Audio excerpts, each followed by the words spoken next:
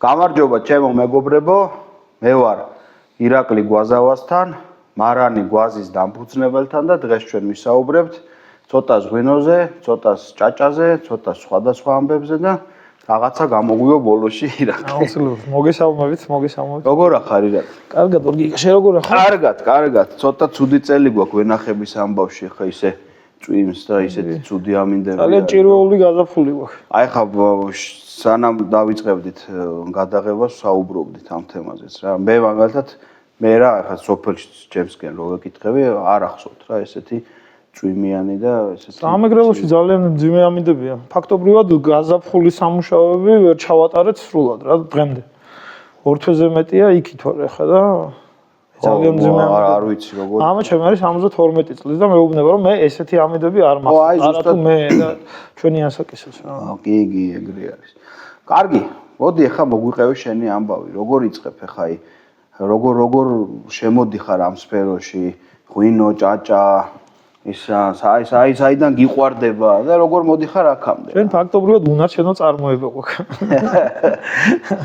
ანუ ვენახი გვაქვს, ღვინოს ვაწარმოებთ, ჭაჭისგან დისტილატებს ვხდით, მომავალში ვფიქრობ, აი მარანს როცა გავმართავ წიწის ზეთიც ვაწარმოო, რაღაც ბიზნეს გეგმა უკვე მაგ და ძალიან საინტერესოა ეს ამბავიც და ფაქტობრივად მე მართლა უნარჩენო წარმოება მექნება, ნუ დარჩენილი ჭაჭა რაც არის, ვაკომპოსტებს და მე ვიყენებ ზოგს ვენახში, ზოგს ბოსტანში და ასე შემდეგ.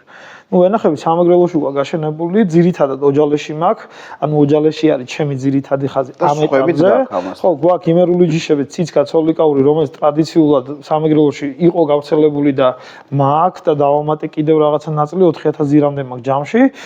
წელს გავაშენე სხვათა შორის გურული ჩხავარი, რომელიც ძალიან მიყვარს და აი უდიდეს პატივს ცემ და მაქვს მეგრული ადგილობრივი ჯიშები, მაჭყვადინა, ჩეხარდანი, ფანტასტიკური ღვინოდგება, ეგუძგური, კოლოში, პანეში და ნუ ვცდილობ რომ ეს მრავალფეროვნება შევქმნა. ძალიან კაია რასაც ამბობდა რა.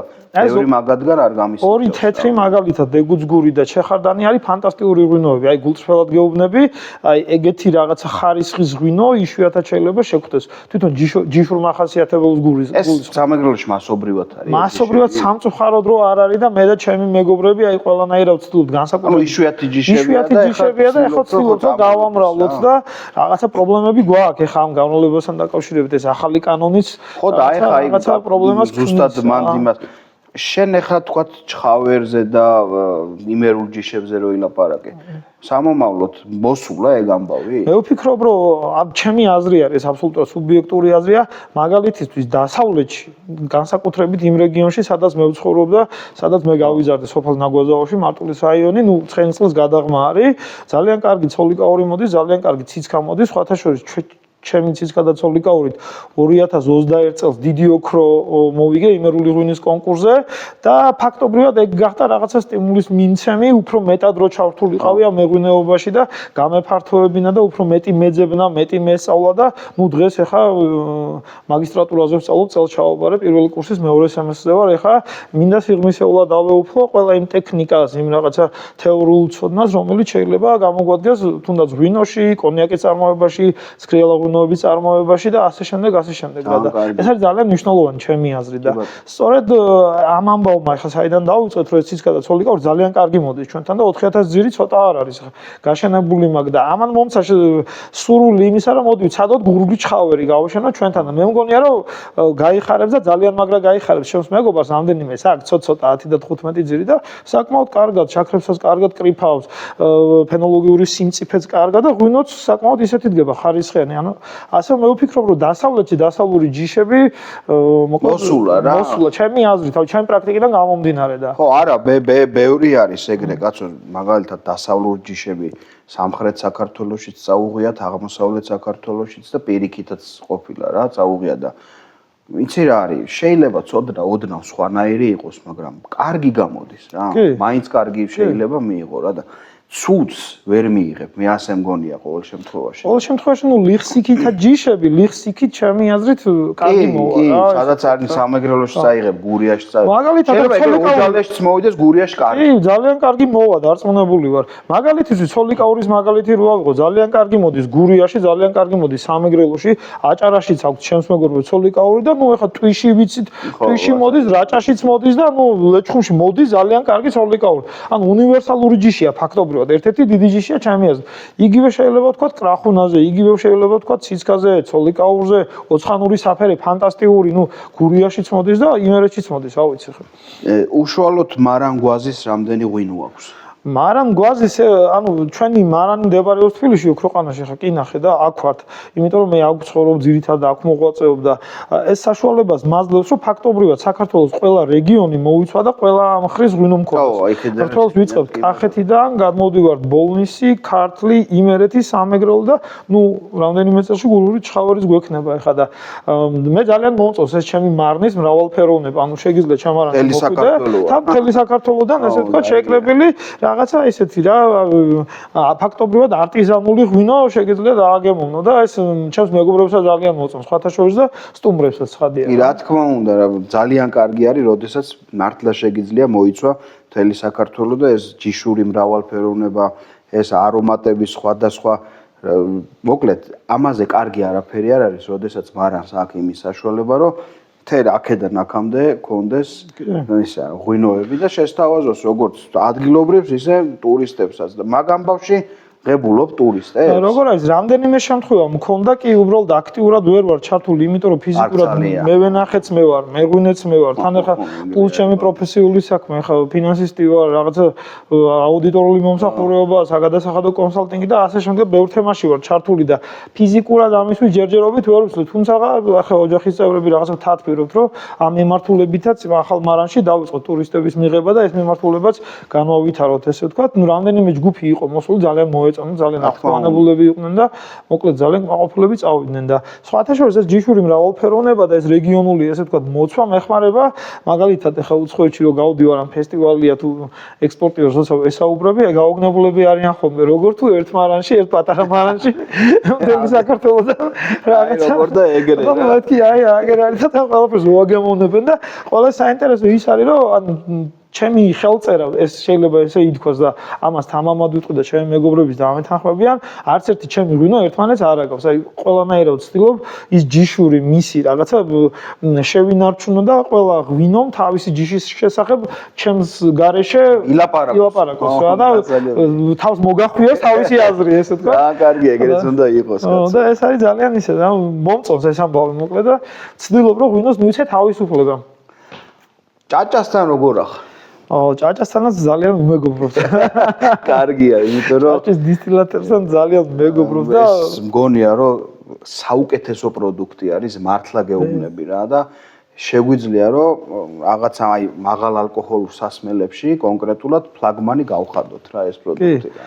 ჭაჭას ჩემი აზრით ქართველებში ეს ჭაჭა პირველ რიგში სამწუხაროდ ჯერჯერობით ასოცირდება რაღაცა მყრალ რაღაცა მასასთან ესე ვთქვათ მაპატაკი ხო რაღაცა 55-60 გრადუსი და რაღაცა და მერე და მეორე დღე და ნაბახუსები და მოკლედ რაღაცა და ეხლა ჩვენ ვიცით რომ ჩვენი ჭაჭა ეს არ არის ჩვენი ჭაჭა არის რადიკალურად განსხვავებული რაღაცა რომელიც გაწმენდილია ყველა იმ რაღაცა უარყოფითი მინარევისგან რომელიც იმ რაღაცას ქმნის არ არის არც 55 გრადუსი არც 75 იმიტომ რომ რაღაცეები დავმალოთ რაღაცა არის 41 43 45 და სასიამოვნო დასალევი რომელიც არ საჭიროებს კოკა-კოლის დამატებას ან წყალს რაღაცა აუცილებლად არ უნდა მიატანოს არ ესე ხოცხურზე ხელი რო ვიჭირო და ისე რომ დადალი მოკლედ ძალიან კარგი ტიპი არის ესე ვთქვა და კეთილშობილი სითხე არის ჩემთვის მაგალითად აი მაგალითისთვის რაღაცა ახსენეთ კიდევაც, ანუ როგორ შეიძლება პირობითად ღვინოს აჯობოს ლუდმა, ხარისხობრივად და რაღაცა ცოტა ისეთი მძიმე შედარება, მაგრამ ეგრეა. ერთწლიანი მარცვლოვანი რაღაცა და ყურძენი რომელიც 50-60 წლის მთელი ეს რაღაცა მისი მეხსიერება რაღაცა და ამას გამოხდი დააძველებ 5 წელი, 7 წელი და მოკლედ. აი, შენ რო ვთქვათ ფესტივალებზე მიდიხარ ხოლმე და მიგაქვს ღვინოც და ჭაჭაც. შეგიძლია თქვა რომ თანაბრად მოსწონს მომსვლელს როგორ ქართული ღვინო ისე ჭაჭა. საინტერესო რა არის, იცით რომ ვინც იცის ჭაჭა ეს ზოგადად ის ჭაჭა, რაზეც აღარ ვისაუბრეთ და რო ვეუბნები ჭაჭას არ უნდათ დაგემოვნება. არა, ეს არ მინდა. ხო, იმიტომ რომ წარმოუდგენია რომ ის რაღაცა. მერე როცა ვეუბნები რომ გთხოვ დააგემოვნე ეს ის არ არის თქვენაზე გონია და რომ სვამენ რანაირი ჭაჭა არის, რა მაგარია, ეს ჭაჭაა. და მეორე ვარიანტი ეს რა არის, დავაგემოვნებ, დააგემოვნებ და თუ გამოიცნობ და ვერასოდეს ვერავინ ვერ ამბობს რომ ეს ჭაჭა არის, მაგალითად ახლა ოჯალიშიდან გამოხდილი ჭაჭა რაღაცა მაყლის არომატები, ტყის კენკრა პირობითად, ნუ ახლა რაღაც კაწითელი ჩინური გორული მწვანე რაღაცა ქისი. ეგ კარგია რომ სხვადასხვა ყურძენს სხვადასხვა არომატი და მე ხა ამ ბოლო დროს დავამუღამე რა ყველაფერს ერთად უხდი ხოლმე. ანუ როცა ცალ-ცალკე თუ მიწევს გამოვხადო, ვურებ და აი ფანტასტიკური გამოდის რა. აი ძალიან მაგარი გამოდის ეს რაღაცა მიქსი ესე ვთქვათ, აი ფანტასტიკურია, მით უმეტეს ხო გეუბნები, მე ხო მთელი საქართველოს დამაგ ეს ყურძნები და მე ამას დავმიქსავ ხოლმე და ადრე ცალ-ცალკე ვხდიდი, ცალკე ოჯალეში მქონდა, ცალკე და ყველა ძალიან კარგი იყო, მაგრამ რაღაცა მომენტში მე ავდექი და დავაკუპაჟე თუ სწორად ვამბობ ხა ამ ტერმინს არყის შემთხვევაში და ძალიან კარგი გამოვიდა. აუცილებლად ძალიან კარგი. აი ძალიან კარგი და თვითონ ყურძენი კარგი იყო. აი როგორც ღვინოს სჭირდება საუკეთესო ყურძენი, ისე ზოგს გონია რომ რადგან უნდა გამოიხადოს ცეცხლზე და რაღაცა არ ჭირდება კარგი ყურძენი და ეგრე არ არის. ცუდი ნედლეულისგან კარგ პროდუქტს ვერ მიიღებ რა. მე ასე მაგას ვეღარ გააცოცხლებ მე. ვეღარ გააცოცხლებ. რაო შენი აზრით რა ბოდიში არ გამომრჩეს რა მინდა იცი გითხრა რომ მე გამომიხდია ღვინის არაყიც ხო და მეგონა რომ რაღაცა მოლოდინი მქონდა რომ ბევრად არომატული იქნებოდა ბევრად გემრიელი იქნებოდა და არა ჭაჭა არის ბევრად მაგარი აი ჭაჭა არის სხვადასხვა საერთოდ რა და ჩემი აზრით ბევრად უფრო რთულად გამოსახდელი და ბევრად ხარისხიანი რაც თავარი ანუ ორგანოლეპტიკურად კარგ რამეს ამბობ რაღაცა აი ჭაჭა ხო ცოტა ხა შეიძლება ვიღაცამ თქვას რომ ეხა ირაკლი რას ამბობს რაღაცა არა ღვინის არახს მე ჭაჭის არაღი მირჩევნია ოღონდ რაზეც რომელ ჭაჭაზეც საუბრობთ ახლა რა თქმა უნდა ხო რადგან თვითონ კანში თვითონ ყურძენში უფრო მეტი არომატები არის ვიდრე ღვინოში და იქიდან იღებს გესმის და უფრო არომატული გამოდის ყველაფერი მოგაქვს რა იქიდან ხო ყველაფერი მოგაქვს იქიდან შეგიძლია გააკეთო მე გამიკეთებია და ფანტასტიკურს ღებულობ ღვინო და ჭაჭა ერთად. უკვე დაღვინებული, თქვა და იქ. ან კიდე ერთი ვარიანტი, დაწურე. ხო, დაიწურა რაღაცა ურე, დადუხდა რა.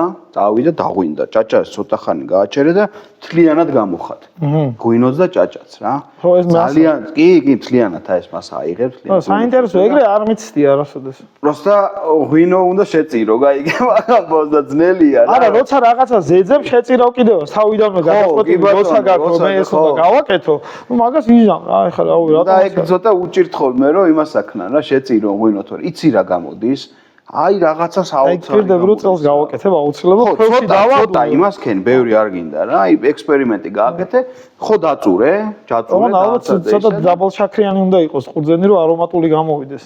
სადღაც და მე ხაწითელი გავაკეთე ეგრე. შაქრები როგორ ხონდა? 23.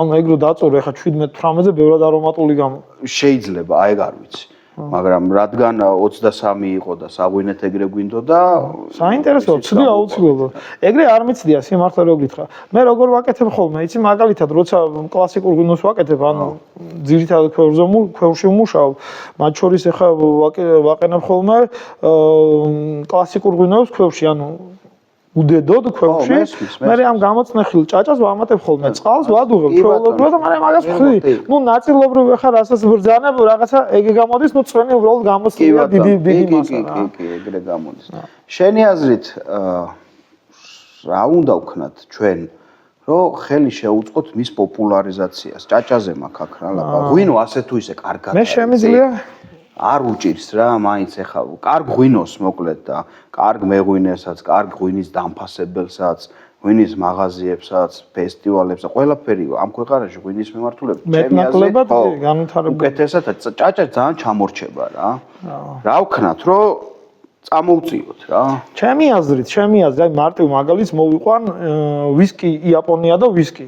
აი რა მოხდა იაპონიაში ვისკიზე რა ხო ვისკი არატრადიციული სასმელია ხა იაპონელებისთვის ხო ადგენენ რაღაცა ვიღაცას მოიწონა მოუვიდა თავში რომ მოდი ეს პროდუქტი იაპონიაში განვავითაროთ, მოკიდეს ხელი იაპონელებმა, რომელიც მხოლოდ საკეს მათი ტრადიციული სასმელი არის, საკე და კი იცი ხა საკე რაც არის, ხო მაგალითად წავიდნენ მოკიდეს ამ იდეას ხელი, მაგრა გააკეთეს. წააკონციალეს და ეხა იაპონური ვისკი, არ ვიცი ხა, ესე უწევს დონეზე შესწავლილი აქვს და არავის არ უდებენ ტოლს რა, ხო ვაღიაროთ რომ მაგრა იმუშავეს რა.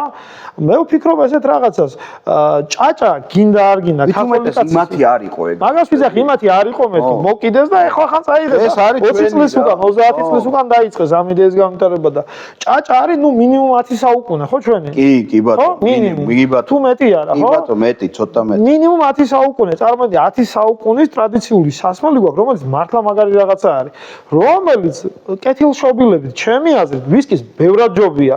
რატომ ის არის ერთწლიანი მართლობისგან მოყვანილი და მოკლედ ტიპებმა იმდენი იმუშაოს და შექმნეს და ეს არის ვაზის, რომელიც მინიმუმ 50, 60, 80 წლის არის თვითონ მცენარე, მე იქიდან მიღებული ყურძენი და როგორ შეიძლება ახლა კეთილშობილებაში შევადაროთ მარსოლული კულტურისგან მიღებული ალკოჰოლი, მაგარი სასმელი და ყურძნისგან მიღებული, ხო? ანუ პოტენციურად განვითარების თვალსაზრისით გვინდა თუ არ გვინდა ჭაჭას ბევრად მეტი რესურსი აქვს, ხო? ნუ ეხლა კონიაკი ვიცით რაც არის, რა არის ღვინის არაკი, ყურძნისეული და ნუ ეხლა კონიაკი ჩემი აზრით ძალიან მაღალი დონის სასმელია და ნუ ფრანგებმა და მერე საქართველოში კიდე ცხონებულმა სარაჯიშვილმა რა ვიცი შექმნა მთელი რაღაცა კულტი ფაქტობრივად ქართველებისთვის, ხო? და აუ მადლობა დღეს რომ სარაჯიშვილის ის ხაზი მიყავს დღესაც ისე რა ხარისხიანა და ძალიან მაგრა და ბევრი ჩემი მეგობარი მუშაობს იმ ქარხანაში და მართლა ცდილობენ რომ მის მიერ დატოვებული ეს უდიდესი რაღაცა არ დაიკარგოს და ეს განავითარონ და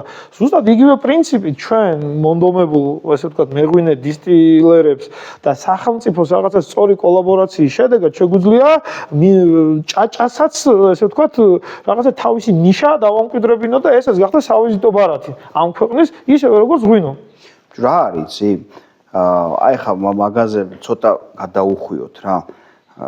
ცოტა ისეთი რეგულაციებია, რომ ბევრი მეღვინე მე ვიცი, რომელიც ყრის ჭაჭას. იმიტომ რომ უჭირს იმის სითხედ გარდაქმნა და მერე გაყიდვა. იმიტომ რომ აქციზი არის. აბსოლუტურად გეთანხმები და სწორედ ეგ ვახსენე, სახელმწიფოსა და დისტილერების სწორი კოლაბორაცია და ანუ მაგას გულისხმობ. ნახე როგორი მომენტი არის. მე მაგალითად ახლა ჩემი კომპანია ბევრ საქმიანობას ეწევა გარდა მევენახეობა მეღვინეობისა და დღეს გადამხდელი ისედაც ვარ. შესაბამისად, ჩემი ღვინოები რო იყიდება, ნუ საქართველოს ბაზარზე დღეგეთი იბეგრება და ნუ დისტილატების შემთხვევაში, ნუ დღეგეს ისედაც ვიხდი და პლუს აქცია. ეხლა როცა საუბარია იმაზე, რომ პატარა მცირე მარანი 1000 ბოთლი, 2000 ბოთლი და ბევრი ჩემი მეგობარი 2-ზე მეტს მართლა არ აწარმოებს, მაქსიმუმ 3-ს. წარმოიდგინე ეს მცირე, რომელიც გათავისუფლებულია დღეგესგან, მოგების გადასახადისგან და იხდის მხოლოდ პირობითად 1%-ს რა, რაღაც 100,000 ლარამდე, ხო და მისი ბრუნვა შეიძლება არ აღემატებოდეს 20, 30, ნუ მაქსიმუმ 50,000 ლარს. მან რო აწარმოოს დისტილატი და მე გაყიდოს ვალდებულია დადგეს დღეს გადამხდელად. კი ბატონო. ხო? ნუ კარგი აქციზი, მაგრამ დღეგე, მე ეს დღეგე უწევს იმ თავის 2000 ბოთლზეც და შესაბამისად მისი შემოსავალი უნდა თუ არ უნდა მინიმუმ 18%-ით ცირდება.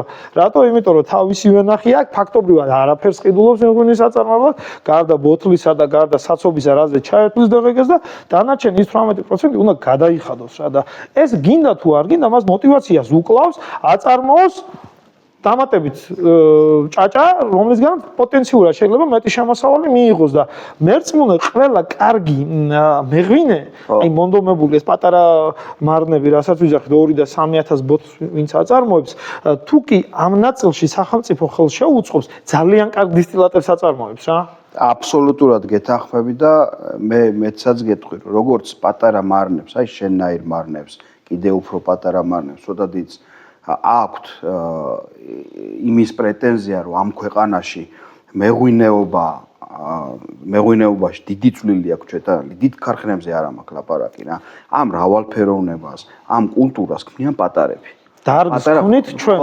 ანუ ასევე შეუძლია პატარა გამომხდელებსაც შექმნან აი ეგეთი ფონი რა. ზუსტად, მაგრამ ამ შემთხვევაში სახელმწიფო ჭირდება ხარდაჭერა. ღვინის შემთხვევაში სახელმწიფო ძალიან ბევრ დადებით ნაბის დგამს ხოლმე. ხა ამ ბოლო დროს არ გავამახვილებ ხა ამ ბოლოს ამ მევენახეობაზე მიღებულ კანონმდებლობას, რომელიც ბევრ რაღაც ნაწილში შეიძლება რაღაცა პრობლემები შექმნას. მათ შორის ხა მე მიქმნის ამ მეგრულ ჯიშების განვითარებისას პრობლემას, იმიტომ რომ იმ ჩემს 5 და 10 კვირტს დიდი სანერგემეურნეობები ლიცენზირებულები არ ამყნობენ, იქ მინიმუმ რაღაც 1000 და 2000 უნდა დაამყნობინო და მე რა მაქვს 2 ჯიშის 2 ძირი, 5 ძირი, 10 ძირი და ესე ვწვალობ და ნუ ამაზე ხა ღვინის ეროვნულ სააგენტოს თანამშრომლობა მქონდა კონსულტაცია და მეთქი ამაზე რაღაცა უნდა მოვიფიქროთ, რომ ამ ნაწილში ჩვენ პრობლემები არ შეგვექმნეს, თორე ეხლა მაგ ნაწილში ვაღიაროთ, რომ ბევრი პრობლემა არის, დასარეგულირებია, ბევრი რაღაცა, მაგრამ გასათვალისწინებელიც არის ძალიან ბევრი რაღაცა და ჩემი აზრით ამ ნაწილშიც მევენახეებმა და მეღვინეებმა და სახელმწიფომ რაღაცა ოპტიმალური ვარიანტი უნდა გამონახოს და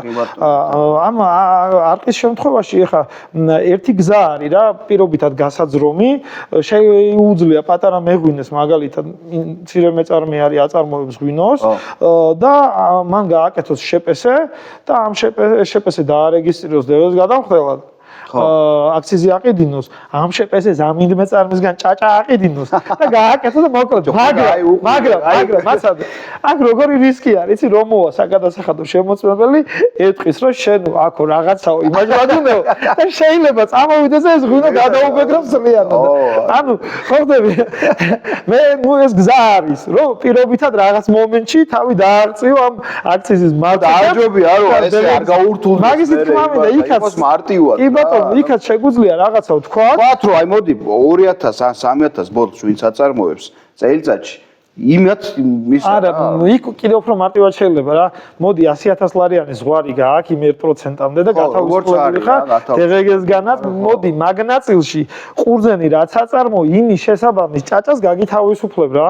10 ტონა ყურძენი დაწუვე. იმის შესაბამისი ჭაჭა. ხო, ჭაჭა ნუ ხარ მარტივია იმისი გამოხვა რამდენი უნდა გამოვიდეს. ეხა პლუს მინუს და რა უნდა იმაჯლაჯუნოს ეხა ამ მცირე მეწარმები იმდენი რომ ეს ბიუჯეტი დააქციოს გამორიცხული არის. ანუ ძალიან მარტივად შეიძლება მანდ კონსენსუსის მიღება სახელმწიფო. ხო, ალბათ უფრო ჩემს უფრო არ უფიქრიათ ამ თემასთან დაკავშირებით ამ გადაწყვეტილების მიღებ ტიპებს, ვიდრე ვიღაცა ჯინში ჩაუდგეს ამ მეწარმეებს. მე ესე მგონია, იმიტომ რომ ხო და კარგია თუ იფიქრებენ. ბიუჯეტში, ნახე, ის ნაწილი დღეგეს მაინც არ შედის. მაინც იკარგება ის ჭაჭა, მაინც იყრება, მაინც არ იყიდება, დამატებითი დოლარი არ იქნება და ბიუჯეტს მაინც დაკარგული აქვს და ბიუჯეტმა რა უთხრა მოდი აწარმოე და ისარგებლე და ჯანდაბას არ მინდა ამისი არაფერი და რამდენი უნდა იყოს ეხა ტიპი რომელიც 3000 ბოთლ ღვინოს აწარმოებს, ჭაჭა რამდენი უნდა ქონდეს 100 ბოთლი 200 ბოთლი ეგრე უნდა იყოს კი რამდენად უნდა გაყიდოს 25 ლარად ბოთლი პირობითად არ ვიცი 50 10000 ლარზეა საუბარი 10000 ლარს დეგი არის 1800 ლარი და ნახე მან რა მომენტია კიდე ერთი რომ პირობითად იმას ეშინია ის დეგეგე ცოტა ისეთია ხა მცირე მეწარმისთვის ბუღალტერი ჭირდება ეგეც ართულებს ხო გინდა არ გინდა ფსიქოლოგიურად მოქმედად ეხა გლეხი კაცი რომელიც სოფელში ზის ეხა მაპატიე და ის ანეკდოტის არის ბუღალტერია ხო და აი მაგას უფრო გაურბის ვიდრე იმ 18%-ს რა აი რო აუხსნა დაუღეჭო გაუმარტიო საქმე კიდე შეიძლება გააკეთოს მაგრამ აი გულწრფელად გეუბნებ მე ხო ვიცი ამ ძალიან ბევრ მეღვინესთან მეგობრობ რომ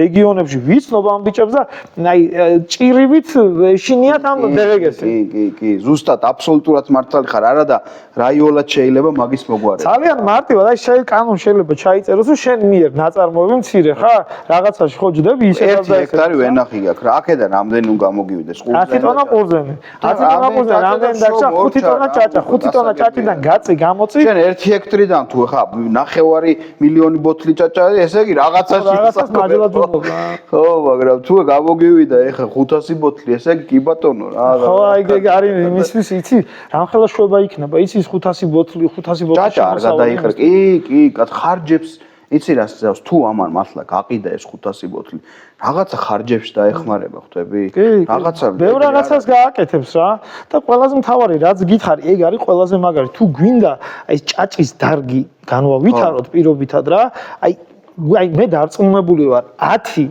მცირე მარნიდან 9 აწარმოებს ძალიან მაგარ დისტილატს ეხა მეგობრებო პატარა ტექნიკური ხარვეზი გქონდა და მოგვიწია გაჭრა და უცბად ირაკლიმ შემომაშველა ძალიან კარგი ჭაჭა და აი ხა დავაგემოვნებთ, გავსინჯავთ და იმის თქმა მინდა, რომ თქვენ რო წარმოგიდგენიათ, რომ ძალიან ძიმე არის და ძალიან საშინელი დასალევი არის, ეგრე არ არის. აი ასეთი ჭიქით ვსვავო ირაკლი მეუბნება მე ჭაჭას, იმიტომ რომ იმდენად არომატული და სასიამოვნო არის, რომ აი ესე სინჯავს ხოლმე და აგემოვნებს ხოლმე რა. ხო ეგრეა. სხვადასხვა ჩემს მეგობრებს უყვირთ, მეტი რანაირად ესე და არა აი ამ ჭიქასთან ერთად სხვათა შორის იმსხვრება ის მითი, იმ ძველი ჭაჭისა რა, რომელიც არის მყრალი. ხა ამაში რომ ის ჭაჭა ჩაასხა, ხო ხტები ის კუდები და თავები რასაც გიზამს. გაგაძრობს ხვირპილია და. მოგიყინას ხვირპილს და როდესაც ის ყველაფერი გაცლილი აქვს, რჩება მხოლოდ ის კარგი, რაც გადმოყვა ამას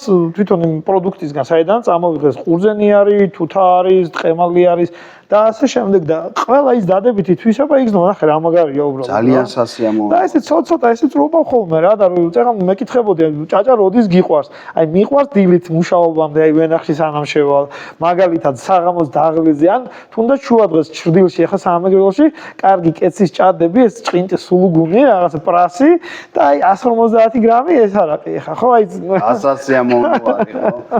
ხო და უყურე აი ესეთი კარგი პროდუქტი რო გვაქვს ჩვენ ქართველებს რა. წეგან საუბრობდით იაპონიის მაგალითზე. შესაძლებელი არის მოიქცეთ ისე როგორც ისინი მოიქცნენ და მით უმეტეს იმათმა ვისკი გახადეს თავიანთი არატრადიციული სასმელი. ხო, აი ჩვენ შეგვიძლია რომ ჩვენი ტრადიციული გავხადოთ. აი კეთილშობილების ნაწილში ვისაუბრეთ იმაზე რომ ვერ შევადარებთ ახლა მარცვლოვანი ერთიანი კულტურა და ვენახი და მისი პროდუქტები. ხო ეს ხო ვენახის პროდუქტი არის, ეს ხო დარჩენი არ არის. რეალურად ხო?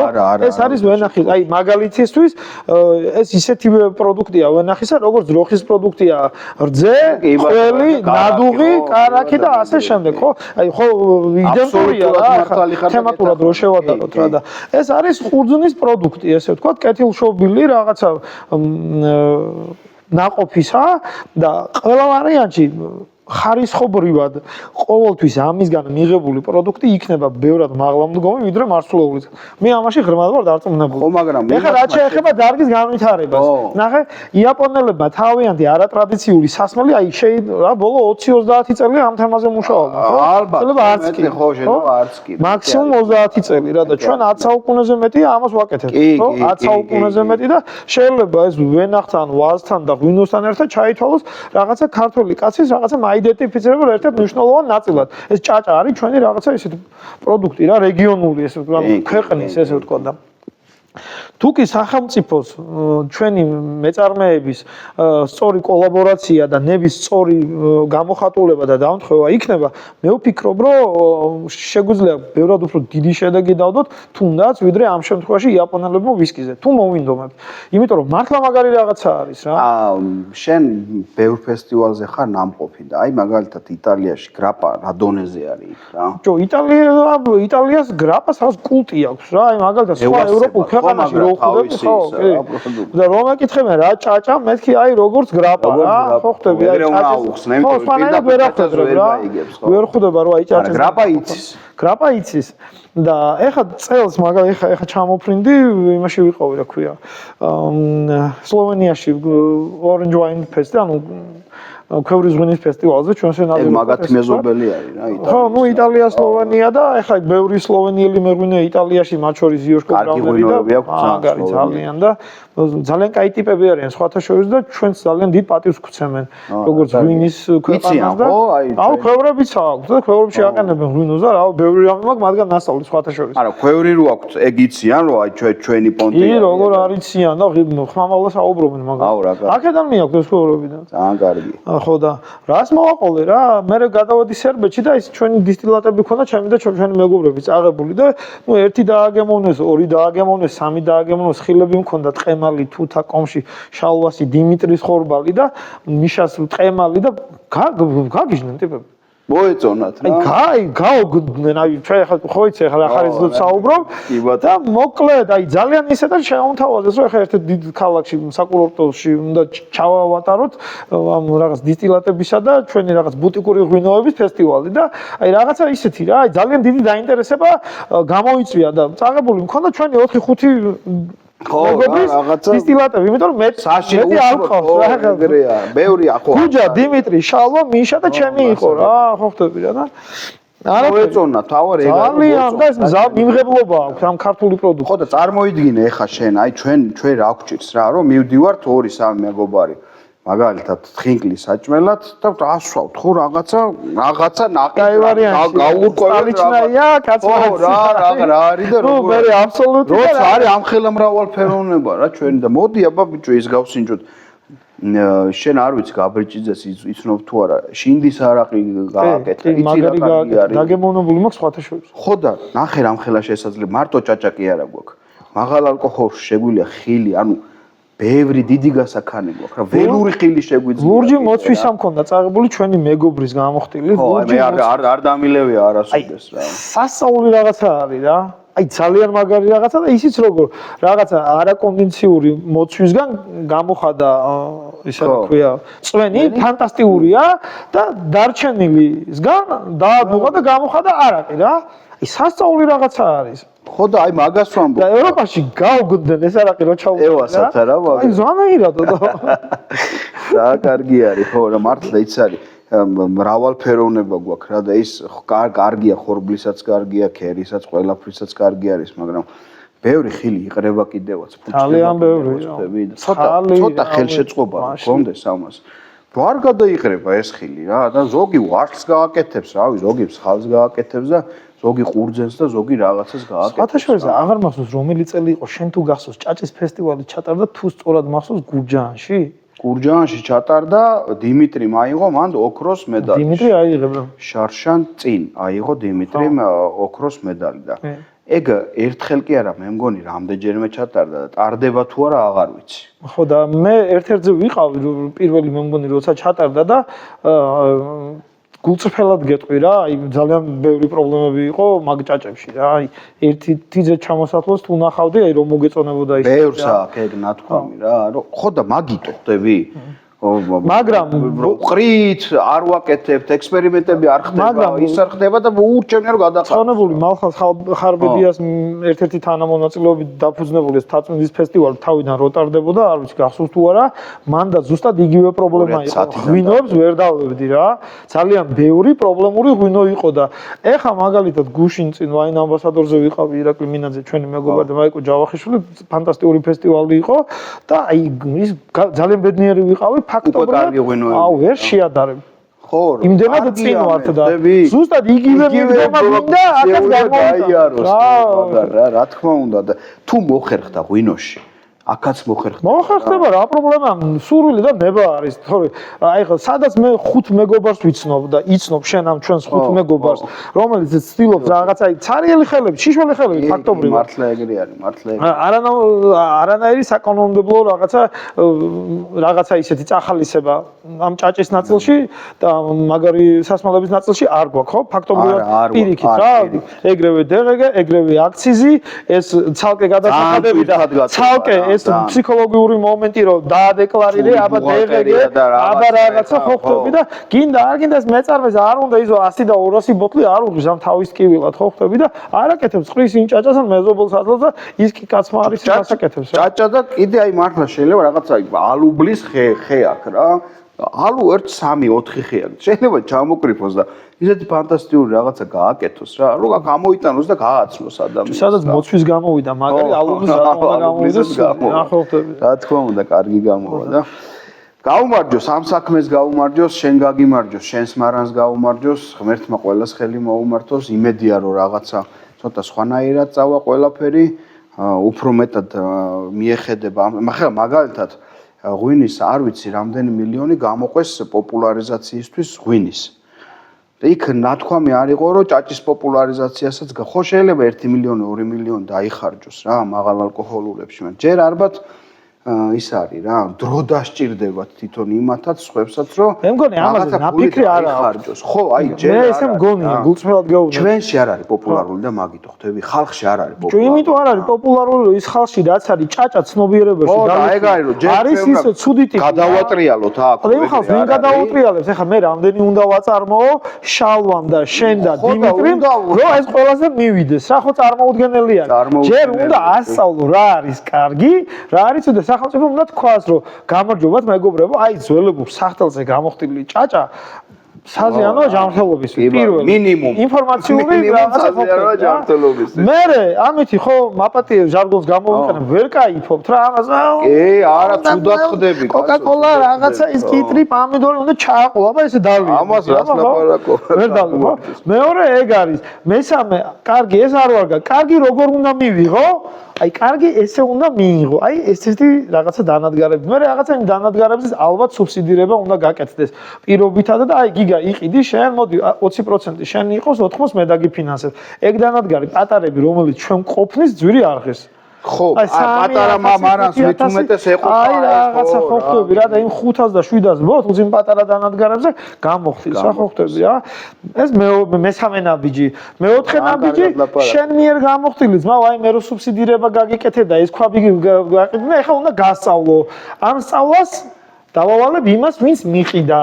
ხო, კი ბატონო, რაღაცა გამოხდა რაღაცა ჩატარდება, აი ტრენინგი სკოლაც იქნება. ეხლა წავედით მე, ან უკვე გაჩნდა პირობითად, ეხლა მარტულის ამბავზე რო ავიღოთ, გაჩნდა უკვე მარტულში 20 ქვაბი. ანუ 20 პოტენციური კარგი გამომხდელი, ხო? ეხლა მოდი ამოდი ისწავლო. ვასწავლი, ეხლა პატარა ტრენინგებს ჩაუტარებ, აგერ შალვა ჩემი მეგობარი ეხლა ზის და ქეთი ჯურხაძესთან ატარებს ლექციას. აი ამ წუთას ეხლა ზის, რაღაცაზე დაურეკე და ლექციაზე შევდივარ 7 საათზეო. აი ესე შალვა ჩამოვა, იქ გიგა ჩამოვა, იქ ირაკლი ჩამოვა და იქ მე ის 20 რაღაცა დისტილერი იმან მაჟალო გამოხადა, იმან ალუბალი გამოხადა, იმან მოცვი გამოხადა, უირაკაია და მარტოში გასტა 20 დისტილერში მინიმუმ სადღაცა 25-30 დასახელების სხვადასხვა არაყი. წიმდიდრე, ხვავი, ბარაკა სიხარული, რა ჯობია მაგას, ვერ კი. ეხლა ზუსტად იგივე გამოვცეთ ხონზე. მე ქართულში წამოდი ხო სავსეა ეს ხილით ეს დავლეცული და რავი რა არ გინდა და რისგან არ იხდება. ხო, სულ რომ ყურძენს თავი დავანებოს და ჭაჭას და ეხლა მე კახეთში თუ გადახვალ და რა კარგია, რა ვიცი, რა ვიცი, ასე იბატონო. ხო და ანუ ამას ძალიან დიდი პოტენციალი აქვს რა და ეს ტურისტებისთვის ძალიან მიმზიდველი არის რა, ხო ხტები, აი ჯიშური მრავალფეროვნება. ამას მოყვება გასტრონომიაც აუცილებლად. ხადია, თავისი განვითარება. კი ბატონო, აი თავისი უნდა, ხო, ხინკალი გააქვს, პირობითად ქაბაბი გააქვს. მე ამას დაემატება რაღაც მწნილოვლის განვითარება, იქნება ატმოსფერული იქნება, ფესტივალი იქნება, არაყი თავისი რაღაცა.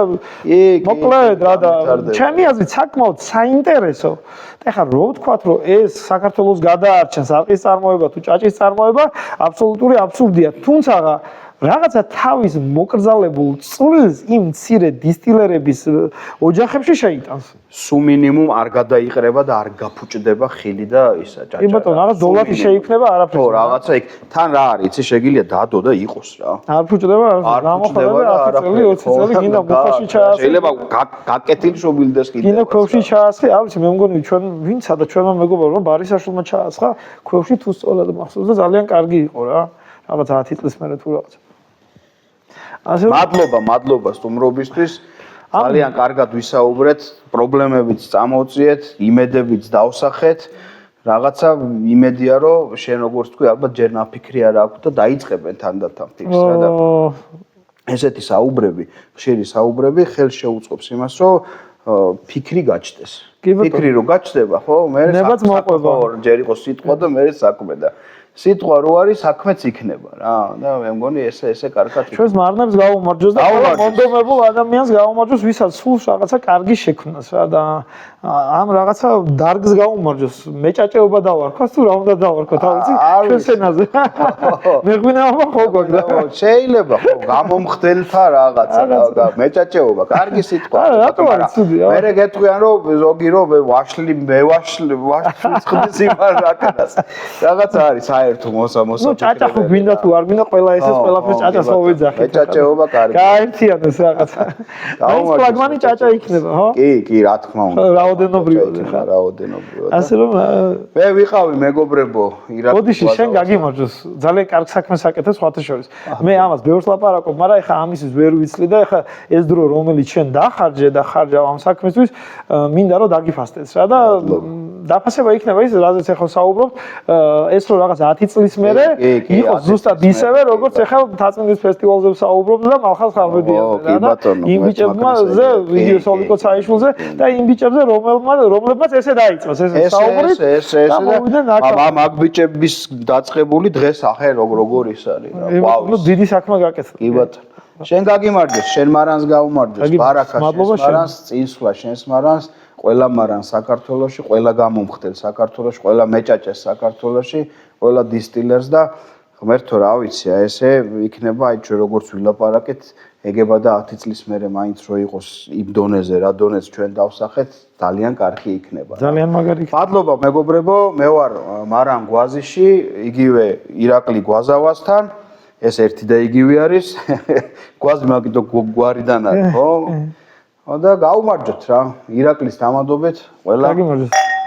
მადლობა სტუმრობისთვის და სასიამოვნო საუბრისთვის. მე მგონი რაღაცა კარგად გავშალეთ საკითხი და პრობლემები და რაღაც გადაჭრის გზებზე ვისაუბრეთ მეტნაკლებად. კი ბატონო, უნდა ვისაუბროთ. თუ კიდევ გავაგრძელებთ ამ საუბრებს, ხო, ამ კიდევ უფრო მეტი პრობლემა შეიძლება წამოიწიოს და კიდევ უფრო მეტი იდეა გაჩნდეს, როგორ გადავჭრათ ეს პრობლემები რა და. თავარია ვისაუბროთ და ჩვენი წილი რაღაცა მცირე წული შევიტანოთ ამ მეტად მნიშვნელოვან დარგის განვითარებაში. მადლობა, მადლობა. წარმატებები.